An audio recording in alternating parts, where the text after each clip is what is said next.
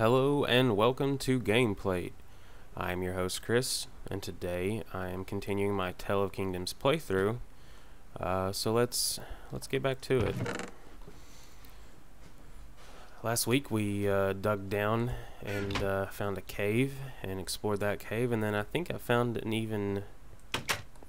cave even further down. But what I'm going to do right now is I'm actually going to stock up on some of this food, make sure that, you know, I have all the seed and all the bread and all that I can get. So starting this week, if you didn't watch last week's episode, I talked about what we're going to be doing this week, and so starting this week, we're gonna do a video every single day. Hopefully I can keep it up. Hopefully I don't forget and miss, days and that sort of thing, because that would be a bummer.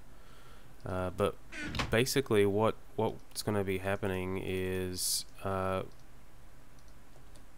gonna do basically my video and then our 4 group plays. Talked about it last week, but there's a little bit of a amendment to the schedule. Basically, I said last week that we were going to be doing Borderlands 2, Torchlight 2, Terraria, and Monaco. What we're actually doing is, instead of Terraria, we're doing Payday the Heist. It was on sale this weekend, so I went ahead and got it for everybody because it was like, $15 or something. But another reason why we decided to do Payday is because apparently there's a big update coming in Terraria, and so I'm really looking forward to seeing what kind of changes are made, because I mean, realistically, I haven't played in a very long time, so it'll be nice to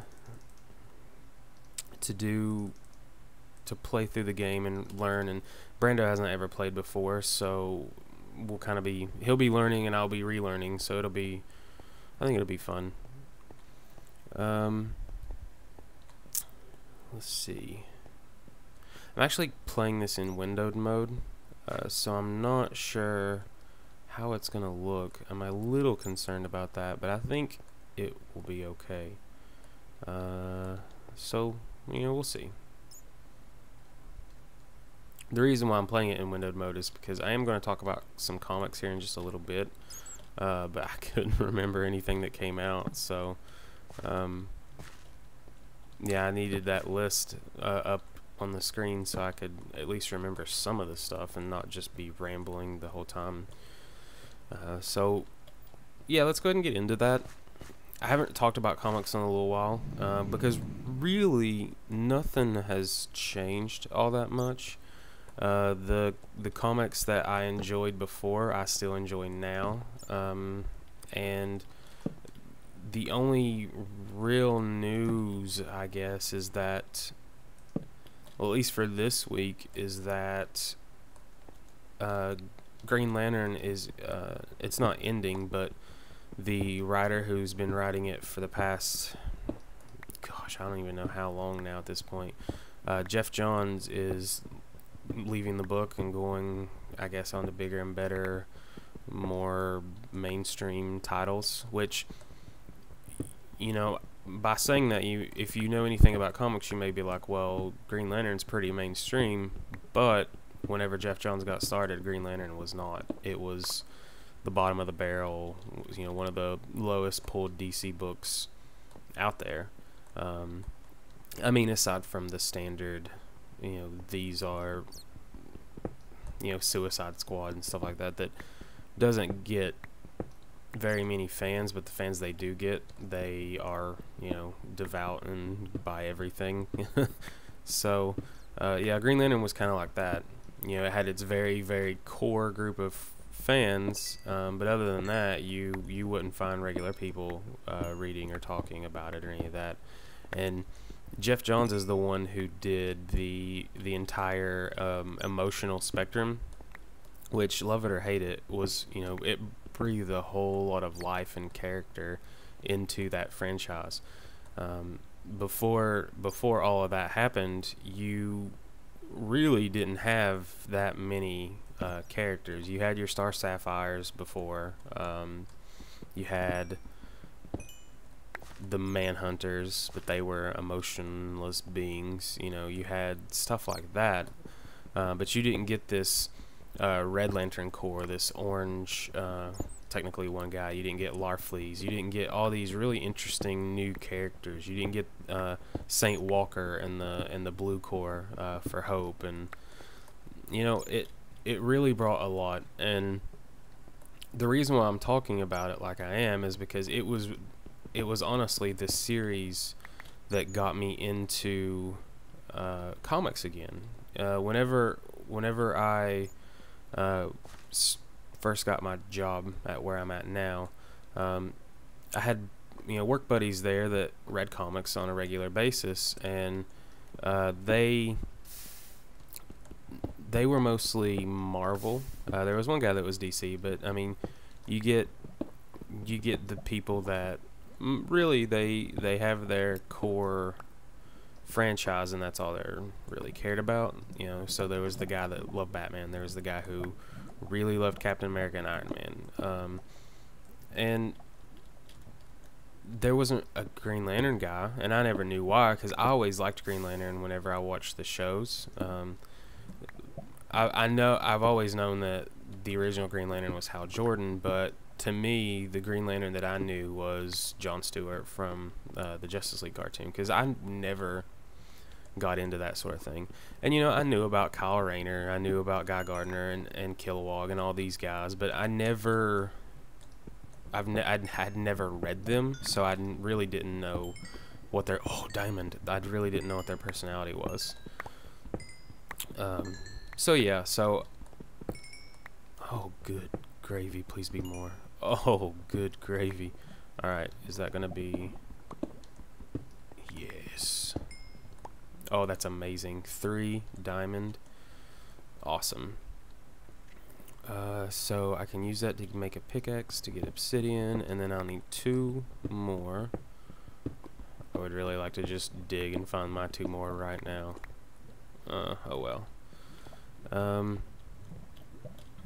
Yeah, so anyway, back to my story. I first got my job, and so that was the first real, at any point in time, that I had any sort of disposable income. And so I decided that I wanted to get back into comics. I was briefly into them in high school, but the comic shop was like 30 minutes away, and it was a hassle, so I only picked up the occasional thing here or there. I read Cable and Deadpool, I read Teen Titans and some stuff like that. But it was never... I'm going to store you here because I'm not sure what to do with you yet. Oh, no, I need that. So yeah, it was never 1, 2, 3, 4. See, it's 8, 16, 24. Yeah, that'd be fine. Have iron now. I can repair my crap. That's awesome. Yeah, so it was never something that I was basically obsessed with. It was something that I was definitely a casual guy. Like, I would go to the library and check out the trades they had, and so I got caught up on like Ultimate X-Men and stuff like that, stuff that they actually had trades of in the library. So whenever I got my current job, I decided I want to get back into comics, and I really didn't know where to start. And it's kind of a big deal. I guess not a big deal, but it's kind of difficult to figure out just what you want to do, what you want to read, because there's so much out there. And with my personality, I know that I'm very obsessive, and I know that anything that I get into, I'm going to get into it pretty hard. See, I need to, I guess, start digging another way.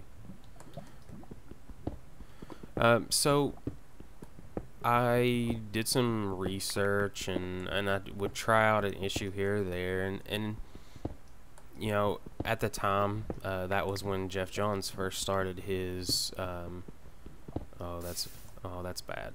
Dang it. It's whenever Jeff Johns first started the his run on Green Lantern. It's when he first started Rebirth, which I had never read Green Lantern before, and I enjoyed, so obviously the first things I started reading was I started reading Batman. I started reading Spider-Man. I was always a big X-Men fan, so I tried to get into X-Men, but at the time, the stories that were on, they were just, it was the Second Coming, I think, so it was just stuff that I really didn't enjoy. But there was one book that came out. Actually, no, I'm jumping ahead. So anyway, with Green Lantern, I decided that I would give it a try. And so what I did is, it was actually, I guess it was a little bit after he had started, because they were already up to the Sinestro Corps Wars. I forgot that they had actually been out that long. So what I did, just to see if I liked it, I found scans of the comics, which is illegal, and at the time, it's comics are a big risk, and it's not like I was taking these things to keep them. I was reading them basically to try them out and see if I liked them, to see if that was some type of storyline that I would want to start following. So I got all the way from Rebirth up to wherever it was. I think the Sinestro Corps wars had already ended, so it was already on to like Agent Orange or something like that, or whatever that was called. So I mean, that was a good chunk of comics. That was, if you take just Green Lantern and then Green Lantern Corps, which is how those events would cross over. That was a ton of comics, and it took me a lot to get caught up. But I went back and got the trades for the stories that I really enjoyed. So I got the Rebirth trade and things like that.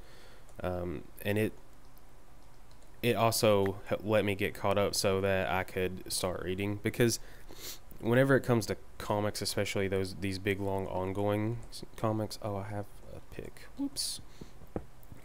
It's harder for me to get going with something if I don't know what's going on, which I think is a pretty big deal. Because I feel like if I haven't been reading it from the beginning, then I'm missing out. But how can you possibly get caught up in a quick amount of time for all the comics over the last century or whatever, so Green Lantern, even though the movie didn't do very well, even though some of the movies, like the cartoon movies they've done, they haven't been their biggest sellers, it still brought the Green Lantern characters back into the limelight. None of that stuff would have even got made if Jeff Johns hadn't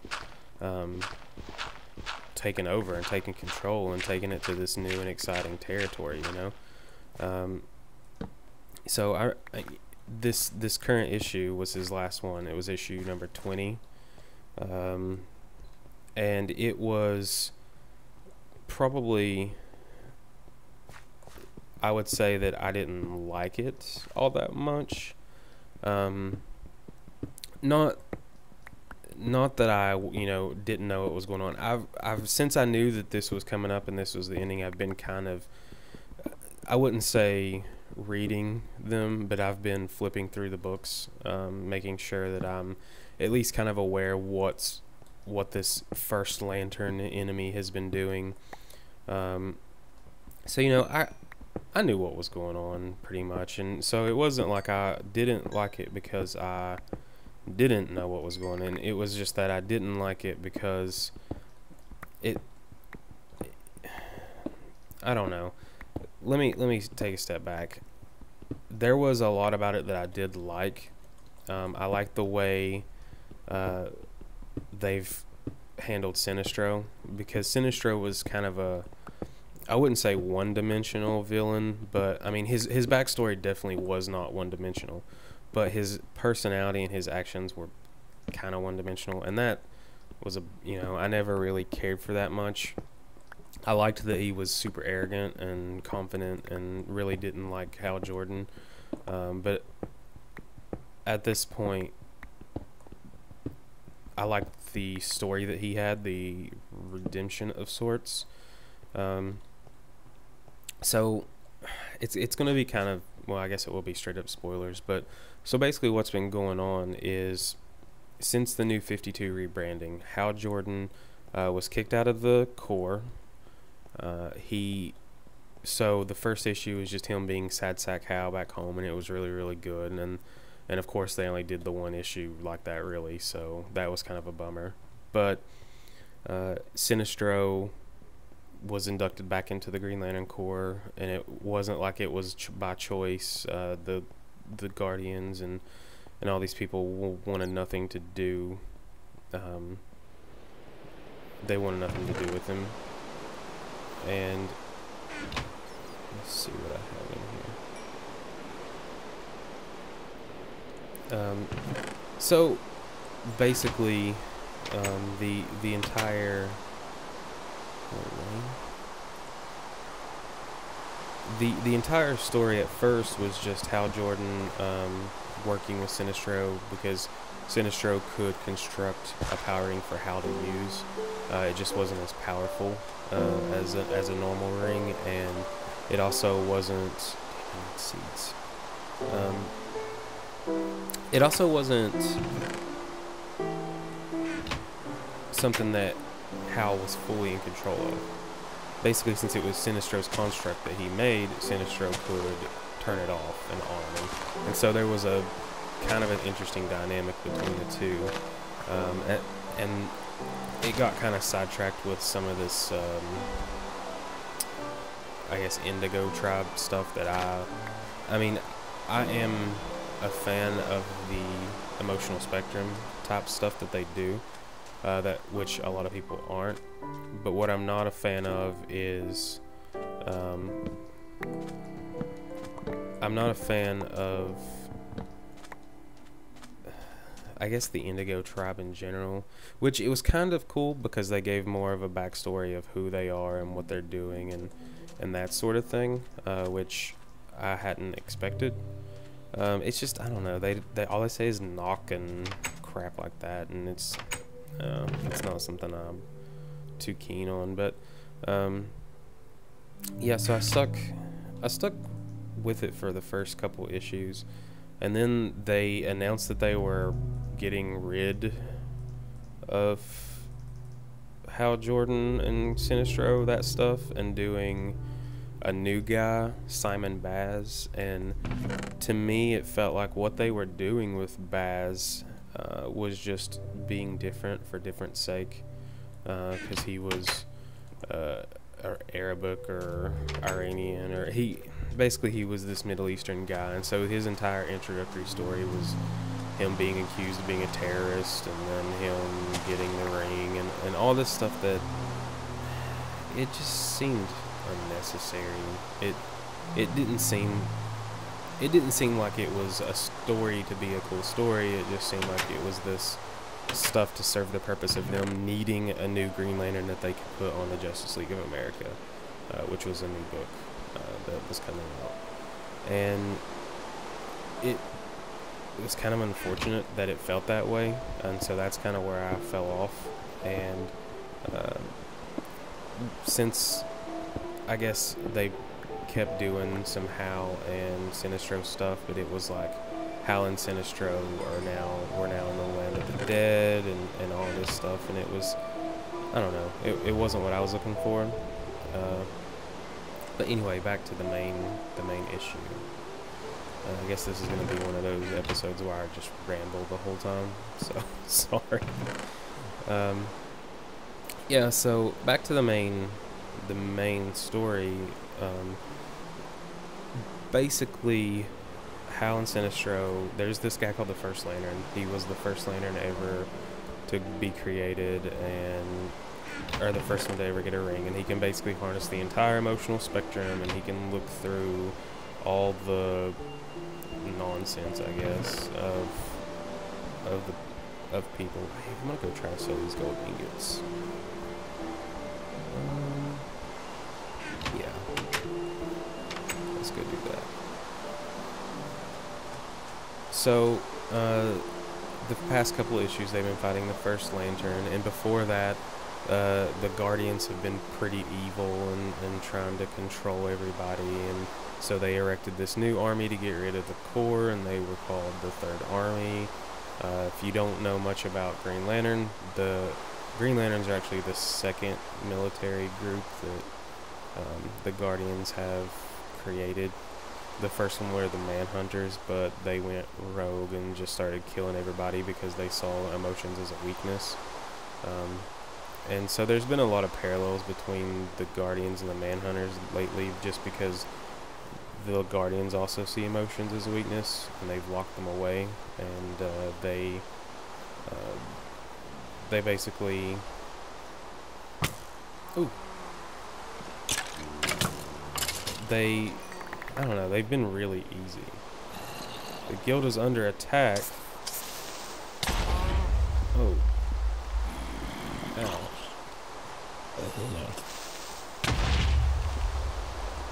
So wait. The guild is under attack? Well, let's go take them out, man. Let me eat this bread.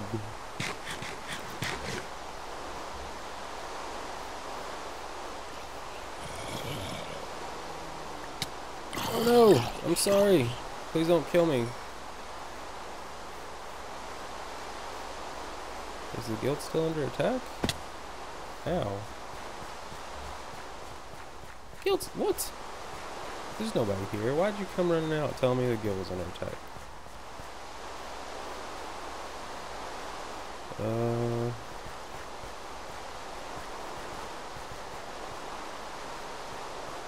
I'll follow you, man. Or are you following me? I don't know what's going on.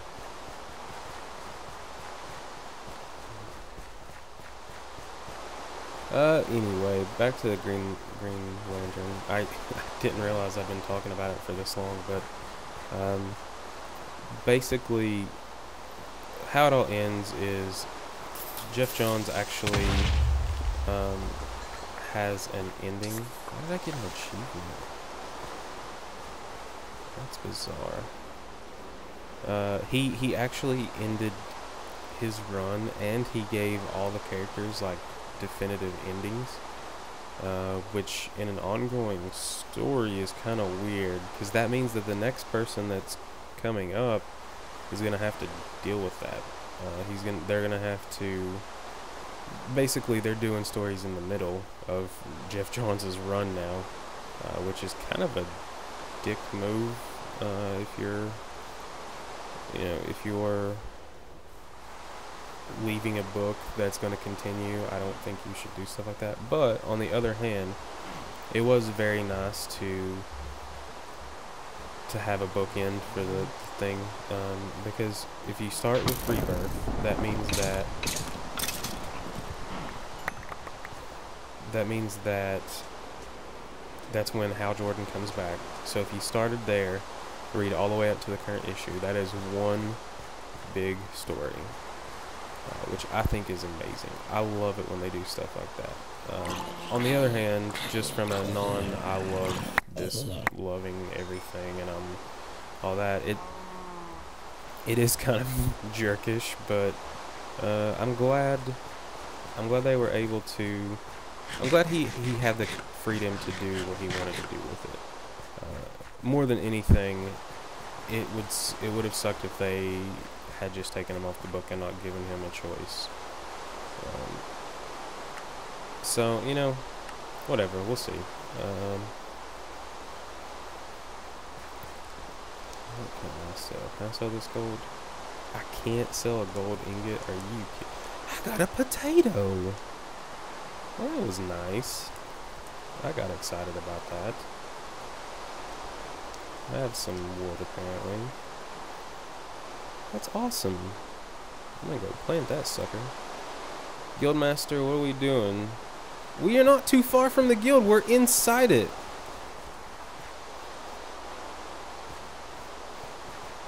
Oh my god.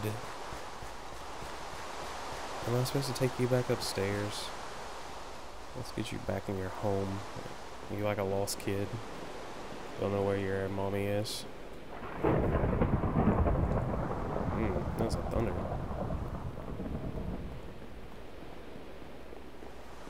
But there's a guildmaster here?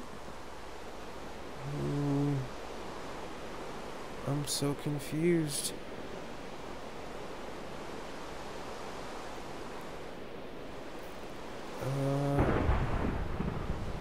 Wait, are there more guilds? I'm so confused. If you know what's going on, please let me know. I'm already at my well, it's kind of my own time limit, but I'm at my limit for the video, so I'm gonna I'm gonna close it out here. I know that I spent the entire time talking about Green Lantern, but I think it's really important that people know that starting with Rebirth and going all the way to now is all Geoff Johns with various artists, but it's been overall, while it had its ups and downs, it's been a very good run, and it's the comics that made me a true Green Lantern fan. Before, the only DC character I really liked was Batman, but because of the show and stuff, I've always been interested in the other characters like Flash and Green Lantern and stuff like that. So I think you should definitely check it out if you're even remotely interested. You should use Comixology or something, get some old issues and read them. Just read Rebirth, see if you think it's cool, and keep going from there. And that's going to end the video here. We do have a couple of social media things. You can like us on Facebook. You can follow us on Twitter. We also have a Tumblr now. I started doing a Tumblr just because Tumblr's pretty easy to manage, and I can put basically just I don't do links to these videos so much. Every now and then I plan on doing one or two, but the majority of what I post on there is just comics and video game related stuff. So if you're into those things, definitely follow us on Tumblr, and if you would like to get in touch with us, you can comment on this video below. You can subscribe. Please tell your friends if you like what we're doing and you think they would like what we're doing. Let them know that we have group plays for Payday and Borderlands 2, Torchlight 2, and Monaco coming up, and the Monaco and the Payday are going to have they're not going to be as ongoing, so they're going to be pretty finite. I think we're going to try 6 or 7 videos for those. I think we've already did a lot of recordings for it, so I think that's pretty much where we're headed. But until next week, I'm Chris, and this has been Tale of Kingdoms, episode 9. Have a great day, everyone.